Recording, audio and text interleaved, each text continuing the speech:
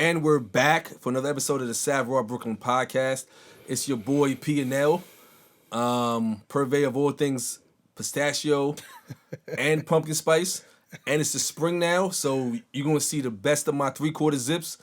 Well, not on camera, but you might see them on camera. We'll see. But yeah, I'm out here. Got a very important guest. Why don't you tell them who you are? Chef Bryan Lindsay from Sacred Chef NYC. It's a Brooklyn-based personal chef company. We've been in business for the past 6 years. So yeah, I'm happy to be on the show. Thank you, P&L. He's being humble. He's been on TV too. He was on Chopped and they did my guys are dirty. He should have won the whole joint and they tried to pack him up early. But it's all good. Bring him on Chopped Redemption. Stop playing with my son right here, man.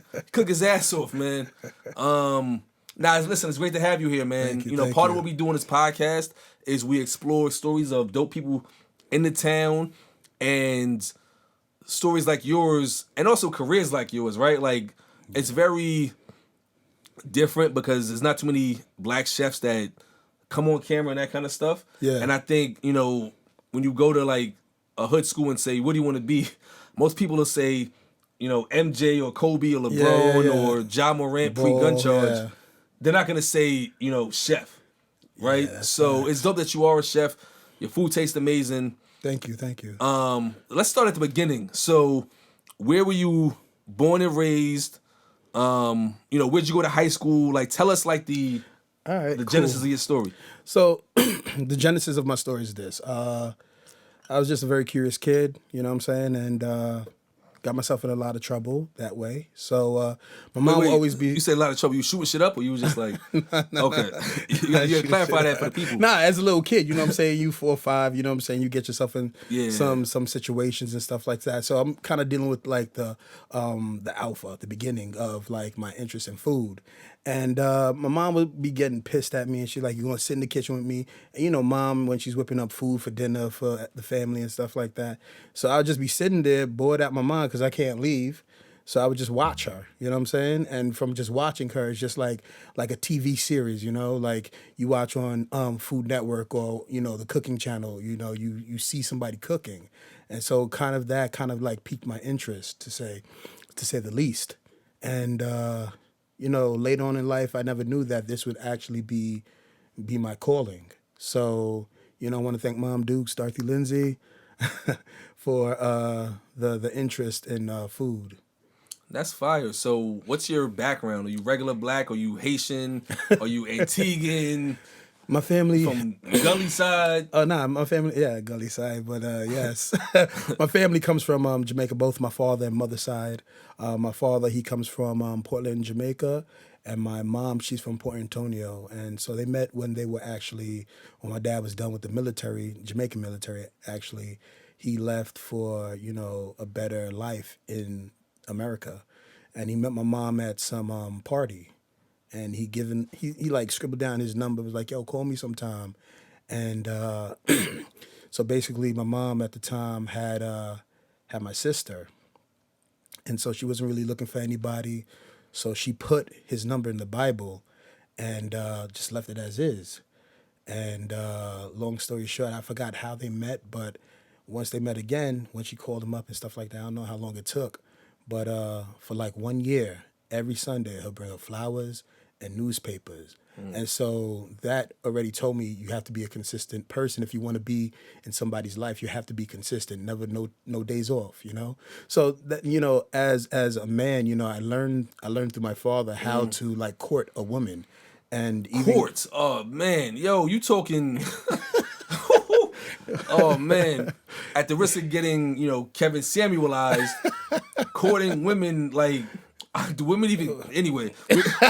Never mind. Well, yeah. Courting, back to you, bro. Back to you. Well, courting is when there's somebody that piques your interest and you really want to pursue something with them, longevity or whatever, and you just consistently do things that let them know, hey, listen, I'm here. Do whatever you got to do, but I'm here. And that's kind of like, it died kind of like now in the society that we live. But, to come back to food, so that's how my parents met. I've been doing this ever since I was like 5, 6 years old, like really cooking. I remember my uncle, he would pay me $3 because he would get ready for work in the morning. I'd be over my grandmother's house at the time when I was like, 6, 7. He'll say, "Yo, I'll give you $3. Make me a bacon, egg, and cheese," which now you get in the stores, they like funny, yeah. $6, $7 $7. now. It's Yeah. crazy. Yeah, but you know what I'm saying? You got some, Wonder Bread, and you know what I'm saying? You whip up like 2 eggs in a bowl, you throw it in with a little salt, pepper, you fry off your bacon, you can put it in the oven or do it on the stovetop, but the stovetop is a little bit more messier. And you got the cheese and you fold that all together. That's like a classic, New York, go-to breakfast meals, bacon, egg, and cheese. But yeah, so that's, I think, did I answer all your questions? Yeah, you did. In terms of where you from, the how, what got you into it. Yeah. So that's definitely. Yeah, man, I love food, man. I like, people ask me now recently, because like even as a kid, I always felt like, and people gonna look at me weird when I say that like I have 3 heads, but I always felt like I like there was somebody with me all the time, somebody older than me, and I'm always like listening to old school music. And as I matured into the man that I am today, I realized that was probably one of my ancestors. Yeah. And so now when I cook, I said I cook with my ancestors. I didn't know who this person was, you know what I'm saying? But they were always around. I always felt like there was a presence with me. Like when people say you walk into a room and they feel your presence, that's your ancestors walking with you. So basically when I say I cook, that's why I give myself the name Sacred Chef, because everything you do in the kitchen is a ritual. Whether, it doesn't even have to be food. It could be like how you wake up in the morning. Salt over your back. Yeah. So, the method that I cook with is with my ancestors. So I always give praise to them.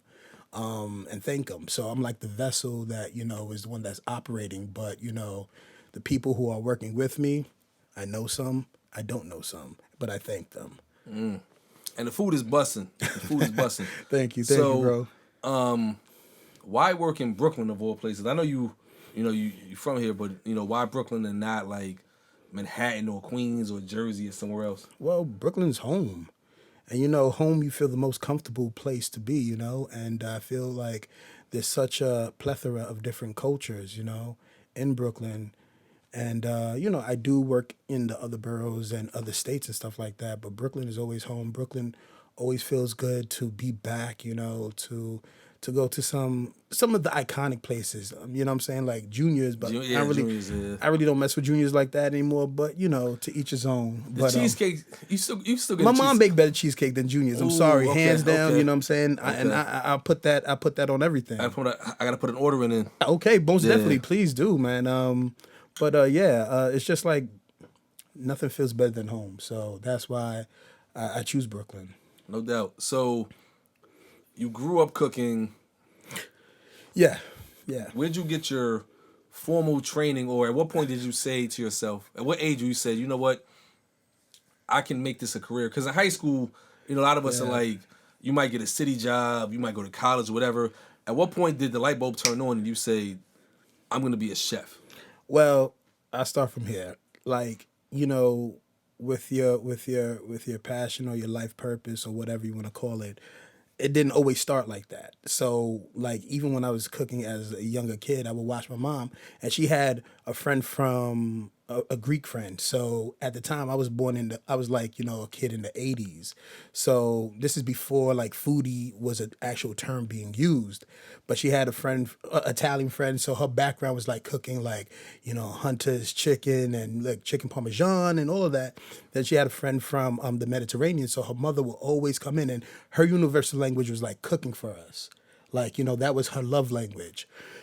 And so, as a kid, like 5, 6, 7 years old, trying like, grape wrap, stuffed grape leaves, and you're trying hummus, and you don't even know it, but you have all these flavors, like, and then you try chicken Parmesan. And so one time I saw my mom cooking some Hunter's chicken, And I try to do that. So my sister would say chicken surprise because the surprise is you don't know if the chicken is actually cooked or not because it had the bone in. And anything that you cook with a bone in takes longer. So I would like pan sear it and like with the tomato sauce and, the parsley and all of the ingredients and, make the pasta. And, then the time ready, you cut the chicken open and, what I'm saying, it's half cooked. So my sister's always kind of like joked on me saying, yeah, what I'm saying, chicken surprise. But funny. from there, I just kind of like put that in the back seat and just kept on, just being an adolescent, going to college and the actual...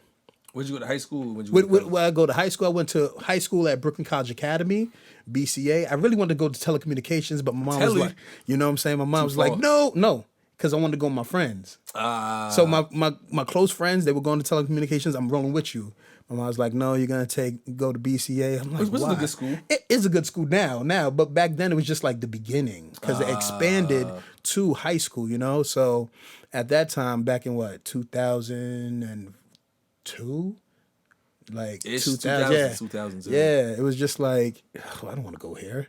It's just like even the student population was like what 600, 700 students. Where you go to South Shore, it's like 3,000 compared to that. So you're dealing numbers, and you're like, nah, I don't want to go here. It's brand new.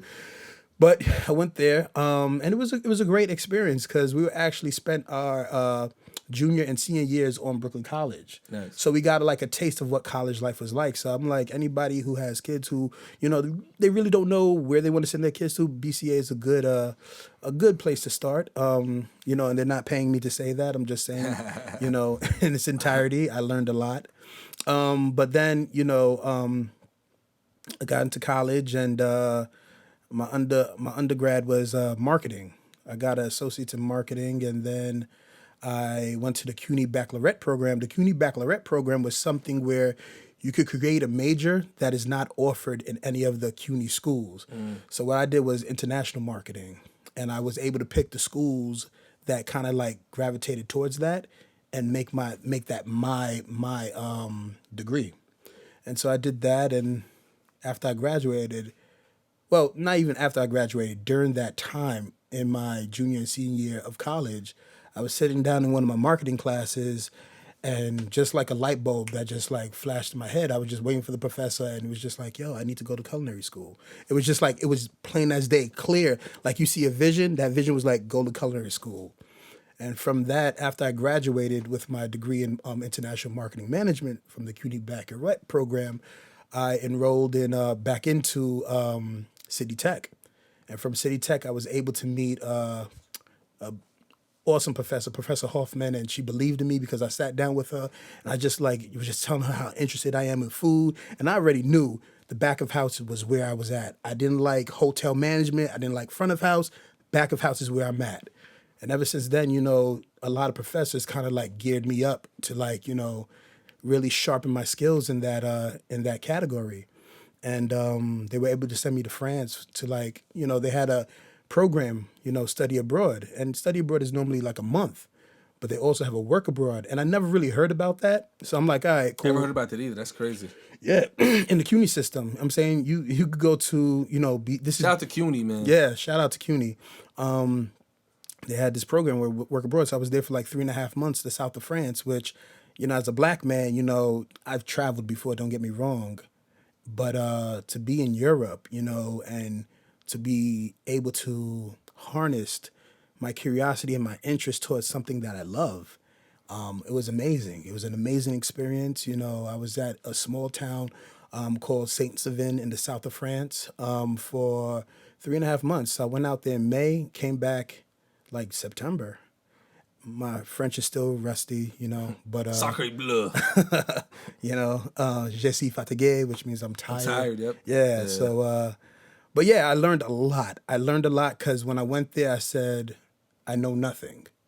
Everything I learned from here would just be extra stuff to like put in my arsenal. So I learned how to break down fish. I worked all different stations, and I just absorbed as much as I could. And I had a blast. I had a blast out there, came back, worked in a couple Michelin star restaurants, went into kosher after that. And And then I went into private sector, which is like my own personal company, personal chef enterprise. And I've been able to do a lot of things, you know. I cooked for Toni Morrison. You know, she was an amazing Wow. person. Shout out to Toni Morrison. Yeah, She's yeah, one of God, the most influential authors. in our culture. Like, if you haven't read a Toni Morrison book, Yeah. your school doesn't care about you, because she wrote a lot of like classics. Yeah, but I remember when I met her for the first time, and it was in her house. I forgot. It was... All the ballers. That's how you know you a baller. If you could bring a chef like him to your crib to cook for you, you baller.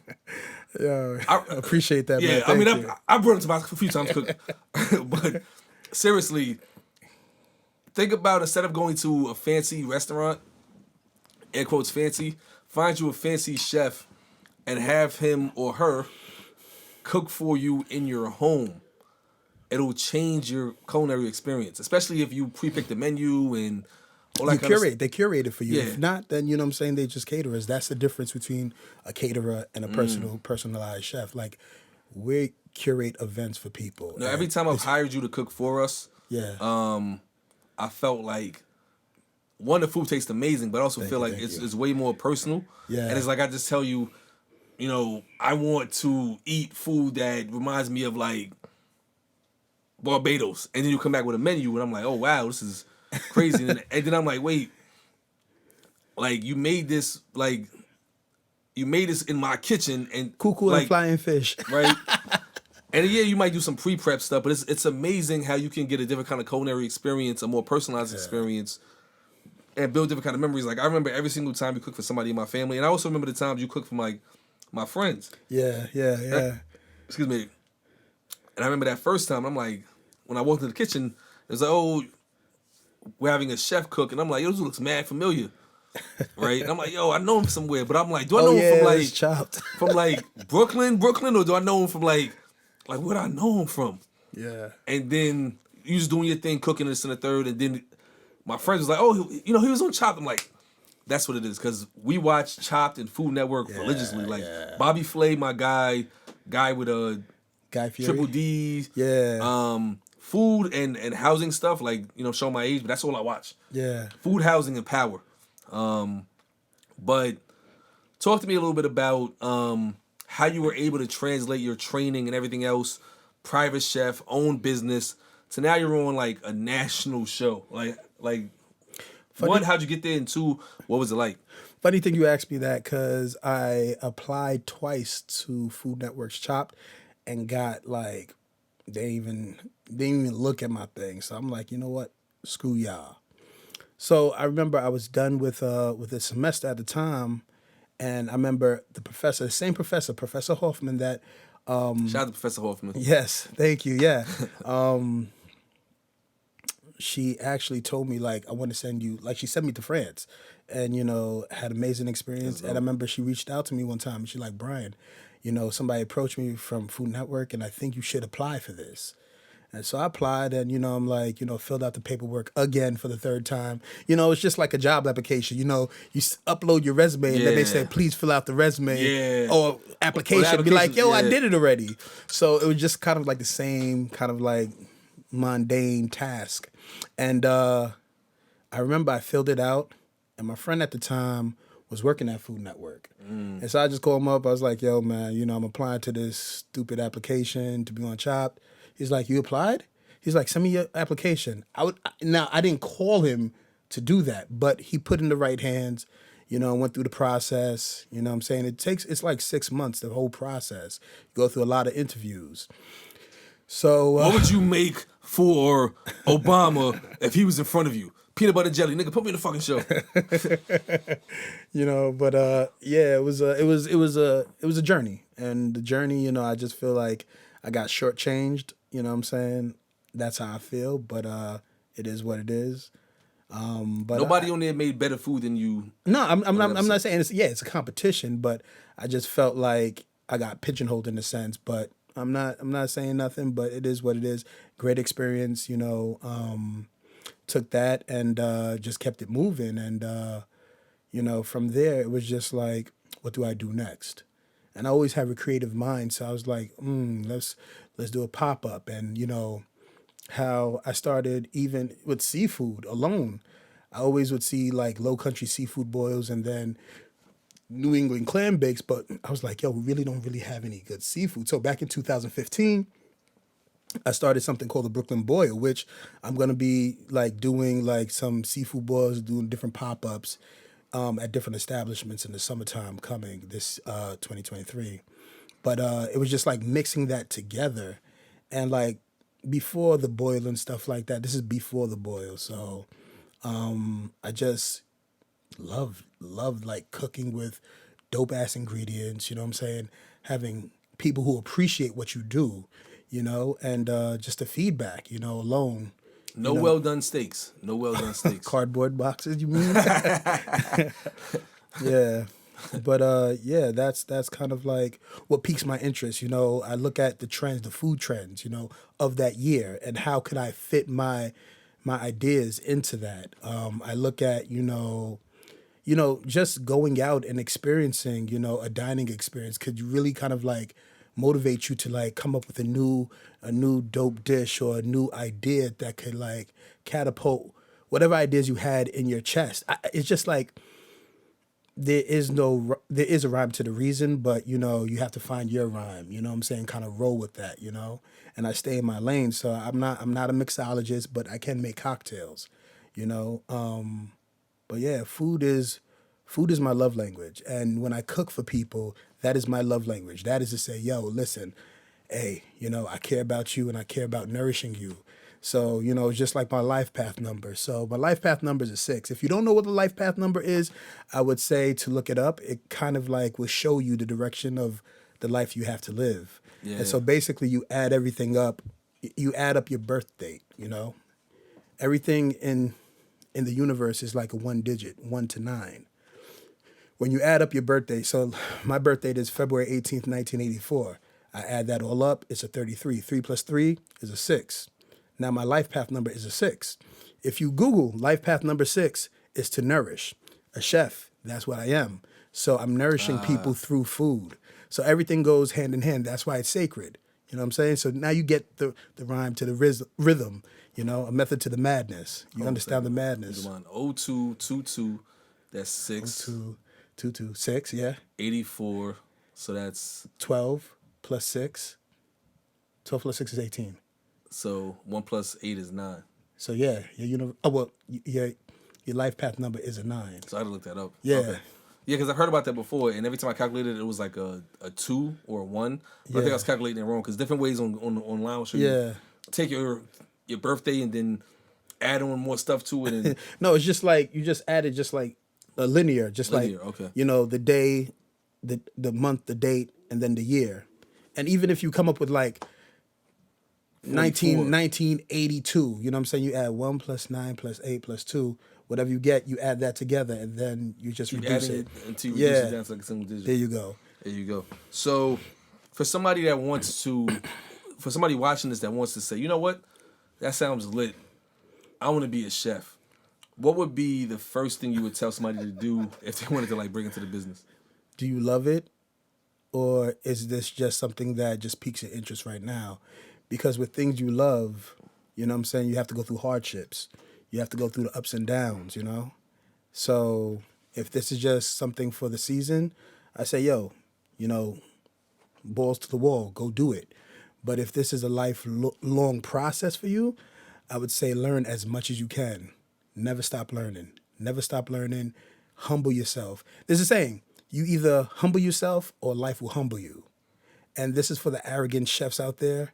Life sometimes humbles them, you know what I'm saying? Because they feel like they know all. And never take that approach, because when life humbles you, it's very embarrassing. Even if it's by yourself, you'll be soaked and be like, damn, I should have never done that or said that.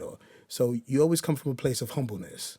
And I think that's imperative, just to keep on learning. Like, and the thing about it is, even in your own craft, as you learn, you realize, shit, I don't know that much. May know something, that may seem big, but the more you study on that one specific topic, you realize there's so much more to learn. Like onions. Yes, there's onions, but then after that, they have different types of onions. each onion has different like mouthfeel. Like how does it taste when it's cooked, when it's raw? And if you don't know that, you have a recipe that says, we need onions. You'll just pick one random onion, not knowing you should use a shallot instead of, a Vidalia onion to make a vinaigrette. You know what I'm saying? Stuff like that. And the more you learn, the better you become. And then the better you become, the more you don't have to say nothing because the food speaks for itself. So that's why I come from a place of like, it's not about me, it's about the food. And interesting. What you learn, you'll be able to implement it with the food.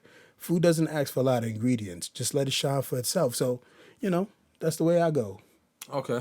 So a person X wanted to start tomorrow to actually learn how to cook because they're passionate about it. Yeah. You would tell them just to go get as much information as possible. But I'll be more refined to that. I would say learn about knife skills, learn about French cuisine, because there's like, rustic, there's a difference between rustic and fine dining. You know what I'm saying? Rustic is completely different from fine dining, but you can take rustic and change it into fine dining. But see, that comes with knowledge. And without knowledge and understanding and comprehension, you won't know how to do that. You have a lot of people, and you know what I'm saying? I give it to the people on, social media, these chefs, you know what I'm saying? But you could see from their technique that, they're either missing this. And it's not to like poke holes in it. It's just from a standpoint, from a chef standpoint, it's just like, okay. And, there's a lot of home cooks as well that you learn from. So I never diminished like, because I'm in this certain status, I don't need to. No, you need to. Because there's nothing new under the sun, but you also can learn from even the youngest or the oldest. So that's how I look at it. Learn how to hold that knife. Stop playing around. Yeah, hold knife skills are properly. very important, and knowing how to chop things, and knowing, like if I say I want a brunoise instead of like a medium dice, the difference and how to do that. Know how to work well under pressure. 86, that chef. 86. 86 nachos. Yeah, 86. 86 is a good word sometimes, but good term to use at times, not all the time, but yeah. So, why is France such like a culinary focal point? Because they refined how the kitchen should be run. So it's just like, historically, people were here before Columbus. But Columbus said, this is in the name of Spain. So you know what? And he gets notarized for that. But they don't know about America Vespucci and the natives that were here before they came. But they were here. So basically, that's the same way French cuisine is. You know what I'm saying? There was food and people cooking for centuries before that. But because they refined it and like made the brigade and made like the mother sauces, you know what I'm saying? They kind of get the like, okay, cool, France is where it's at.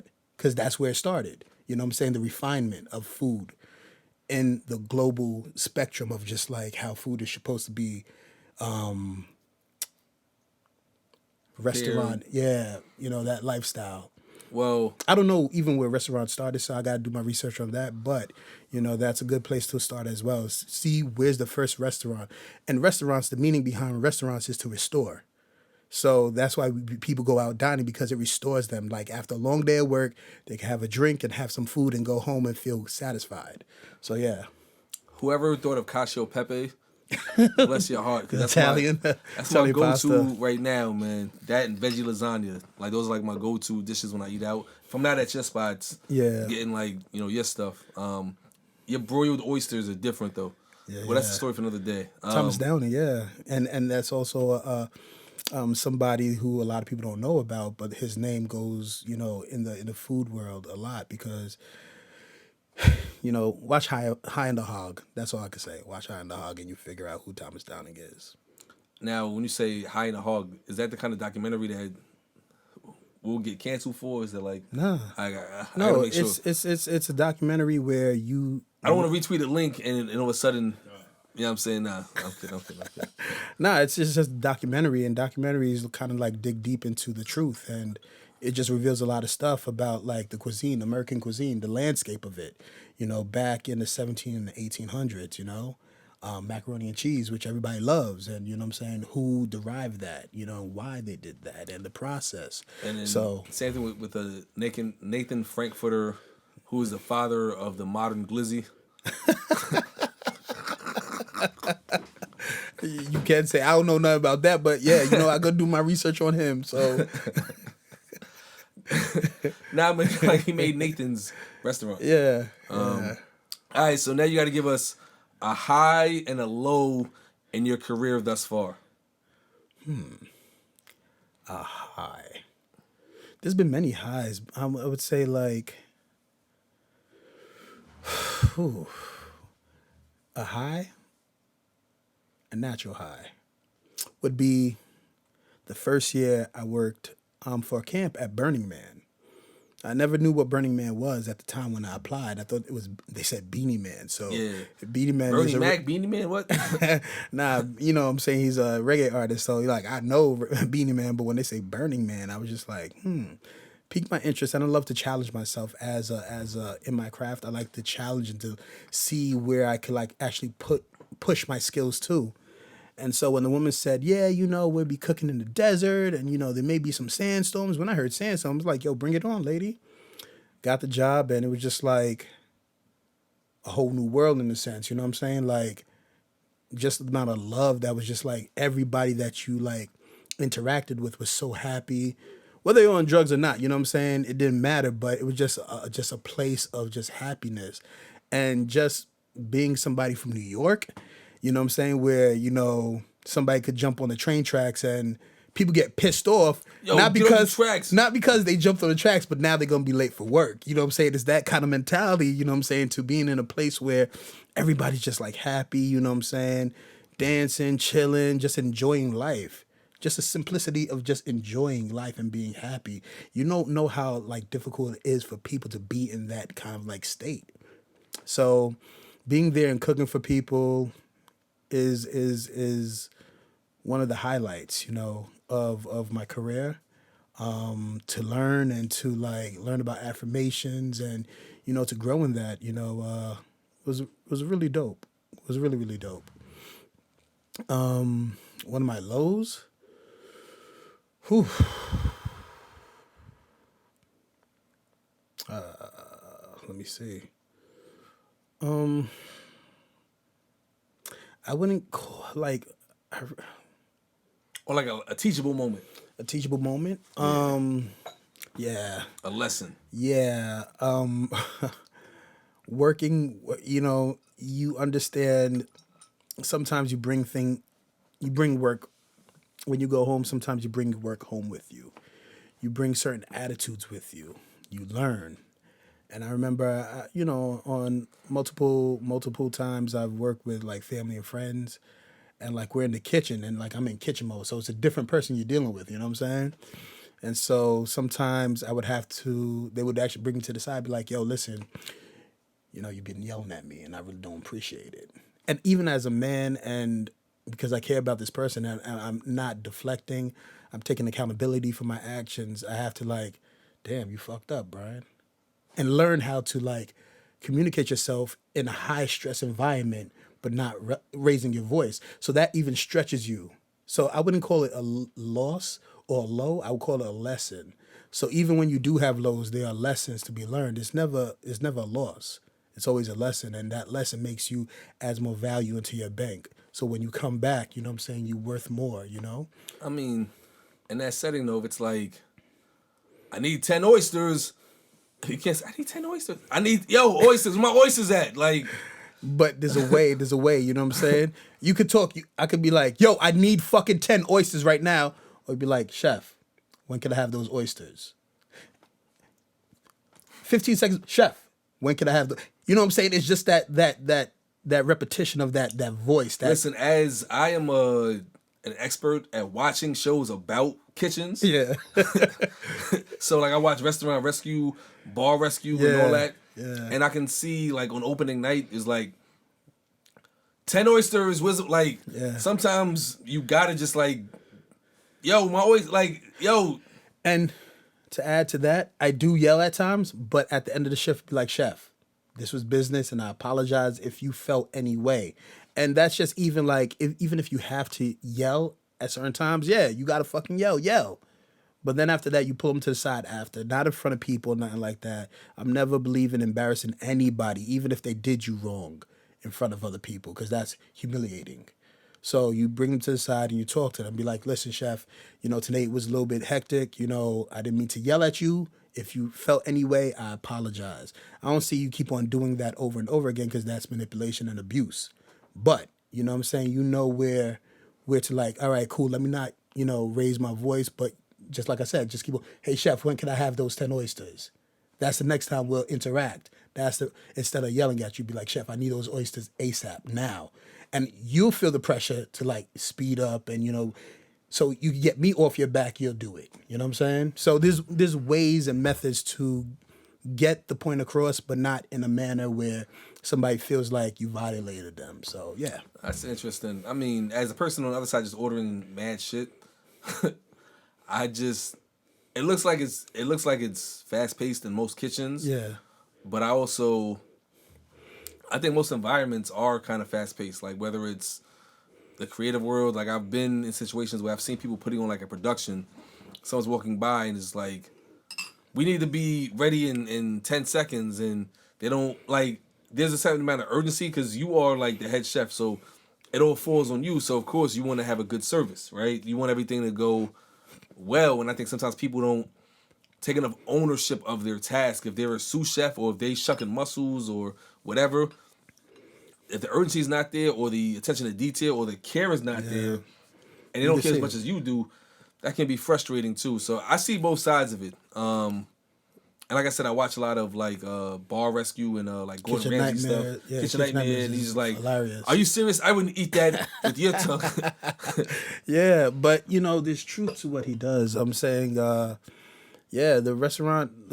And I would say also, this is for the person wanting to be a chef. Man, listen, you're not going to have a life. You're not going to celebrate the holidays with your family at times. You're going to be on your feet like 10, 12, 16 hours. People pick up bad habits. I'm not going to even talk about that, but, bad habits in just life in itself. So it will wear and tear you. I'm saying even if you have a family and stuff like that, it puts a strain on that, So like if you want to get into the restaurant now, food is an umbrella. I'm saying restaurants is one sector. I'm saying I'm kind of like out of that sector. You got now. IG chefs, you got restaurants, you got private. But IG chefs, you got lunch ladies. Yeah, you got food shout photography. Shout out to lunch ladies too. Food photography. Shout out to all of the lunch ladies out there that fed me growing up. Shout out to everybody that gave me a hamburger or a cheeseburger in the silver bag that I put my cheese and my fries in. Shout out to y'all. Pizza Fridays. Yeah. Shout out to the pizza. Shout out to the if you ate a fish sandwich at school, you was a weirdo. I'm gonna say that. Unless you had nothing else to eat at home. If you had food at home and you ate a fish sandwich at school, I'm gonna pray for you. But like it puts a wear and tear on you, depending on what path you go down. Restaurants is one of them, but restaurants destroys a lot of people, and they be like leaving, they switch careers. Me, I'm a man of my word, so 10 toes down every day. It may not be for me. Retract myself from that situation or that path and switch up. So that's why I started a personal chef, because the restaurants do make you jaded and do burn you out. All right, well, happy you're doing your personal chef thing. Food's amazing, like I said. Appreciate it.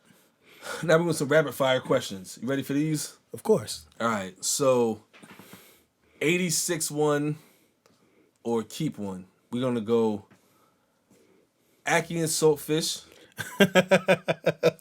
or shrimp and grits. Shrimp and grits, man. 86 shrimp and grits. Man. Wow. Yo, ackee and saltfish and breadfruit is like the actual staple of a Jamaican.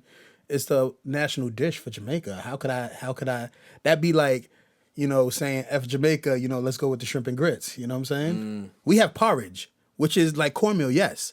But, man, screw that. 86 shrimp and grits, man. All right, we'll stick with Jamaica.